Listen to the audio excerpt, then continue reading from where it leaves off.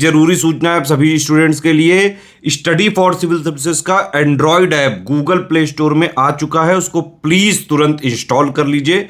और अगर आप स्टडी फॉर सिविल सर्विसेज के सिर्फ ऐप से कोई भी कोर्स, कोई भी पीडीएफ परचेस करते हैं तो उसमें अप्लाई कूपन, अगर आप ज्ञान सर जो है आप उसमें अप्लाई करते हैं, ये कूपन कोड है, तो उसमें 20% फीस तुरंत माफ हो जाएगी, मतलब 20% डिस्काउंट तुरंत उसमें लग जाएगा।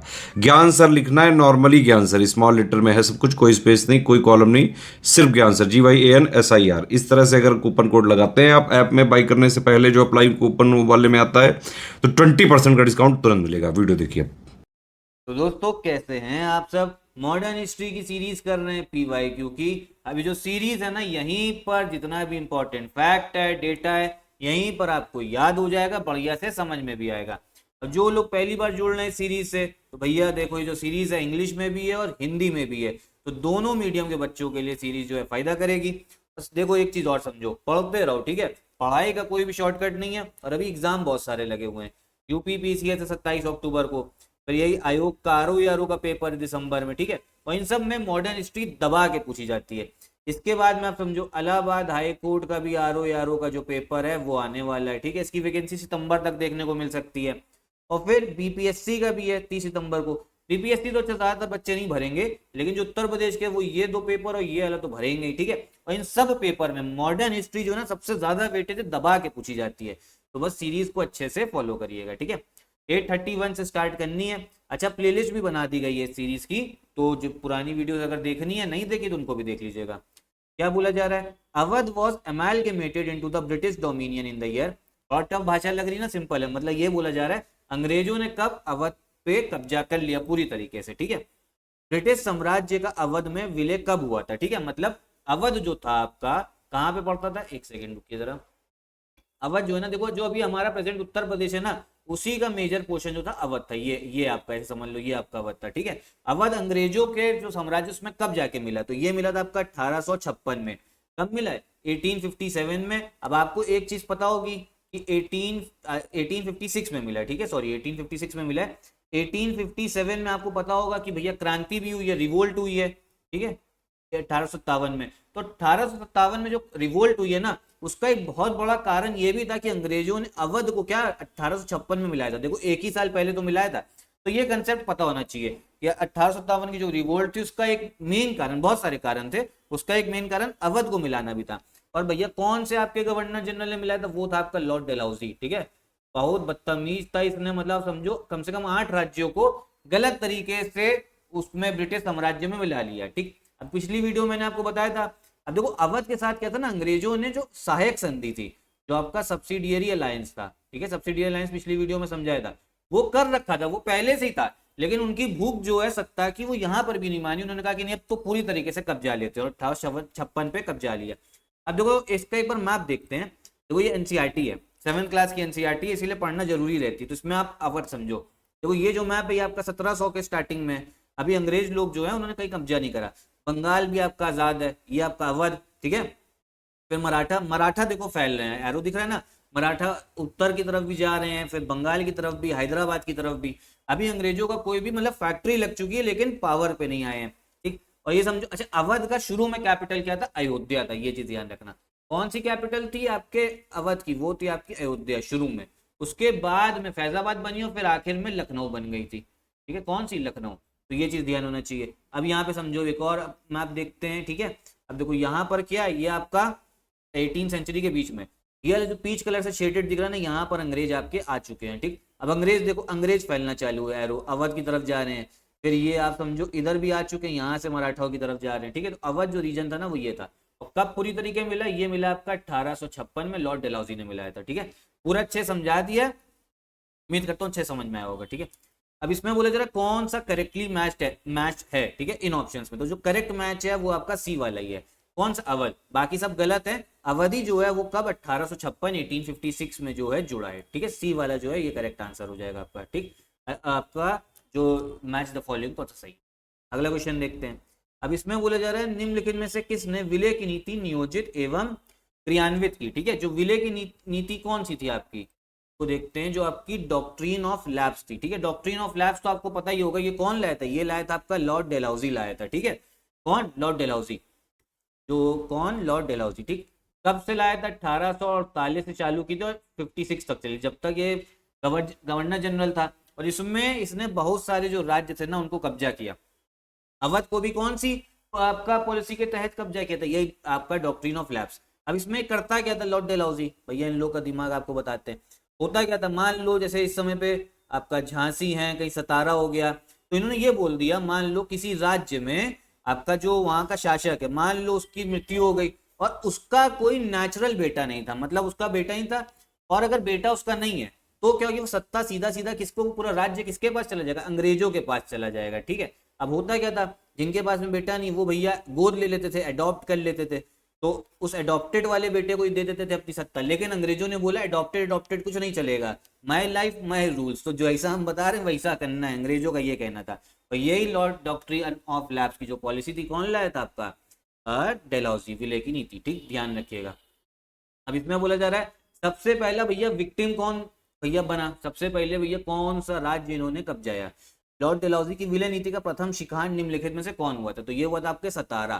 कौन सा हुआ था? सतारा हुआ था। ठीक है, टोटल 8 राज्य थे, सबसे पहले आपका जो गया था, शिकार बन गया था, वो सतारा था।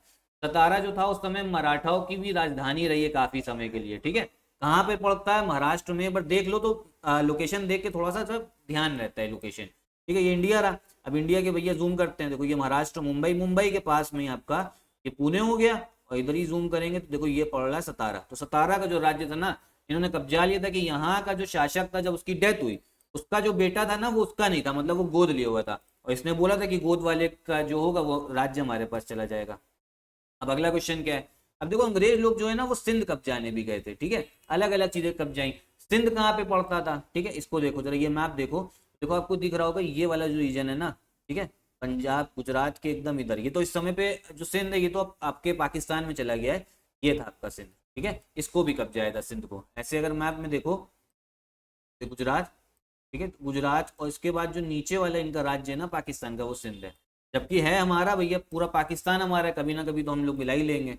तो सिंध को कब्जाया, और सिंध को अंग्रेजों ने कौन से गवर्नर जनरल के दौरान कब्जाया? तो वो था आपका लॉर्ड एलन बोरो। कौन था? लॉर्ड एलन बोरो। तो ये ध्यान रखिएगा। ठीक है, एलन बोरो के समय पे सिंध। ठीक, अभी तक कौन कौन से क्वेश्चन देख लिए? पहला अवध को कब्जाया 1856 में आपका डॉक्ट्रिन ऑफ लैप्स के तहत डेलहाउसी ने। ठीक है, आपको बता दिया। फिर अगला क्वेश्चन कौन सा भैया, कौन लाया था विले की नीति? वो डेलहाउसी लाया था। फिर उसके बाद पहला शिकार को मना सतारा, और सिंध कब कब्जाया? सिंध किसने कब्जाया? वो था आपका लॉर्ड एलन बोरो। ठीक है, तो इतना फैक्ट अभी ध्यान रखो। अगला क्वेश्चन देखते हैं। अब बोले जरा सिंध को भैया एनेक्स कब करा गया, मतलब पूरी तरीके से आपका मिलाया कब गया था? तो पूरी तरीके से जो मिलाया गया था वो था 1843 में, 1843 में मिलाया गया था। ठीक है, ये चीज ध्यान रखिए, कब? 1843 में। अगला क्वेश्चन क्या है? ये बोला जा रहा है जब अंग्रेजों ने अवध को कब्जाया, कब? 1856 में। कौन था गवर्नर जनरल? डेलहाउसी, अभी बता चुके हैं। कौन सी पॉलिसी के तहत कब्जाया? विले की नीति, आपका डॉक्ट्रिन ऑफ लैप्स। अच्छा, यहाँ पर एक चीज समझो, जो अवध को कब्जाया ना, अवध में ऐसा कुछ भी नहीं था कि इनका जो बेटा था, जो मतलब जो वहां शासक था, उसका कोई बेटा नहीं था, मतलब बेटा था, गोद बोध वाला कोई सीन नहीं था। लेकिन यहाँ लॉर्ड डेलहाउसी को भैया कब्जाना था तो अलग कारण दे दिया। इन्होंने बोला कि यहाँ के जो नवाब है ना, वाजिद अली शाह, वो सही से शासन नहीं कर रहे हैं, उस वजह से जनता जो है ना बहुत त्रस्त हो रखी है, तो जनता को हम खुश करेंगे, जनता पे सही से शासन करेंगे, इसलिए अवध जो है हमारे कब्जे में आना चाहिए। ठीक है, अब उस समय अवध को कब्जाने के समय पे वहां पे भैया आपका अंग्रेजों का एक रेसिडेंट होता था। ठीक है, क्योंकि सब्सिडी लाइन्स में तो आ चुके हैं। ठीक है, ब्रिटिश रेसिडेंट, तो उस समय वो थे जेम्स आउटरैम। ठीक है, ये था जेम्स आउटरैम, ये ध्यान रखना। अवध में उस समय पे रेसिडेंट कौन था अंग्रेजों का? वो था जेम्स आउटरैम। अच्छा, एक चीज और समझो, अवध को कब्जा तो लिया, मैंने आपको 1856 पे कब्जाया, उसके बाद में 1857 में क्या हुआ? क्रांति हो गई, रिवोल्ट हो गई। उसका एक बड़ा कारण मैंने आपको बताया अवध वाला भी था। वो इसलिए भी था क्योंकि ज्यादातर, अच्छा, जो क्रांति हुई थी वो किसने करी थी? जो भैया अंग्रेजों में सिपाही होते थे। सिपाही क्या थे? जो आपके सिपाही होते थे। ठीक है, सिपाही को ही इंग्लिश में सिपाही बोल देते थे। ज्यादातर जो सिपाही थे सेना में, वो कहाँ से आते थे? अवध से। आज भी आप देखोगे ज्यादातर सिपाही कहाँ से मिलेंगे? उत्तर प्रदेश, बिहार वाले रीजन से तो मिलेंगे। तो सिपाहियों ने कहा कि यार तुम हमारे ही जहाँ राज्य उसी को कब्जा रहे हो और हम ही जा रहे हैं। अच्छा, कब्जाता कौन था भैया? अंग्रेजों के आपके जो सैनिक थे वो तो ऑफिसर थे, वो तो कमांड देते थे। जो मेन जो कब्जा करने जाता था वो तो इंडियन ही जाते थे। ठीक है, हमारे भारतीय जो सैनिक थे वही जाते थे। ठीक है, अभी कैसे होता था कि वो क्यों नहीं कुछ कहते थे कि भैया उनको भी सैलरी मिल रही थी, सरकारी नौकरी, जैसे आज वैल्यू, उस समय बहुत थी। तो बहुत सारी चीजें जैसे से आगे वीडियो बढ़ेगी ना समझाता चलूंगा कि ऐसा सिस्टम कैसे अंग्रेजों ने कर लिया। ये समझो, मान लो होता क्या था, जैसे मान लो यहाँ पे अंग्रेज हैं और उनको क्या कहते हैं, मराठाओं पे कब्जा करना है। तो मराठाओं पे कब्जा करना है ना, तो जो सेना जाएगी अंग्रेजों की, उस सेना पे ना भारतीय सैनिक ही ज्यादा होंगे। मतलब समझो भारतीय सैनिक ही भारतीय आप समझो राज्य पे हमला करके उसको अंग्रेजों में मिला रहे हैं, अलग ही कहानी चल रही थी। इसका बड़ा कारण ये था उस समय पे देश में राष्ट्रवाद नेशनलिज्म नहीं था, ठीक है।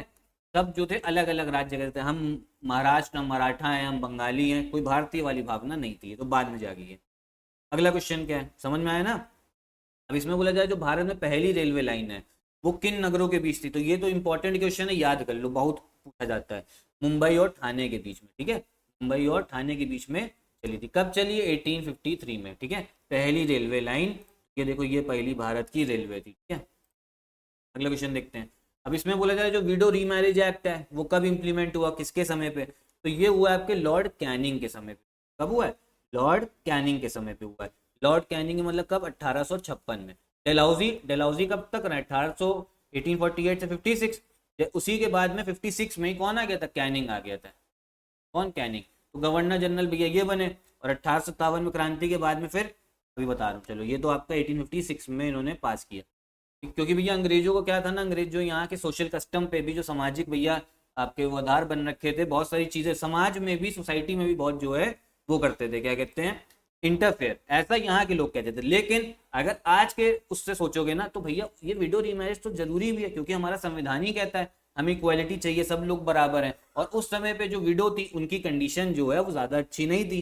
तो ये तो अंग्रेजों का एक सही स्टेप था, ये मैं भी कहता हूँ ये एक अच्छा स्टेप था अंग्रेजों का, ठीक। लेकिन होता क्या था ना, उस समय पे जो लोग थे, जो ऑर्थोडॉक्स थे, जो पुरानी सोच रखते थे, वो आपके इसके खिलाफ में, इनके खिलाफ में विरोध करते थे, ठीक है। और एक चीज और समझो, 1857 की क्रांति में बहुत सारे रीजन थे रिवोल्ट में।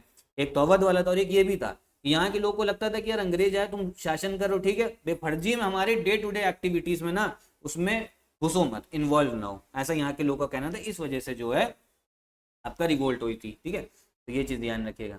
अगला क्वेश्चन क्या है, अब बोले जा रहा है भैया देश का पहला वाइसरॉय कौन है, कौन है पहला वाइसरॉय, ठीक। तो पहली चीज तो ये समझो, आपका जो लॉर्ड कैनिंग था ना, ये 1856 में आया, ठीक। उस समय पे ये क्या बना, देश का गवर्नर जनरल बना। समझो समझो, गवर्नर जनरल।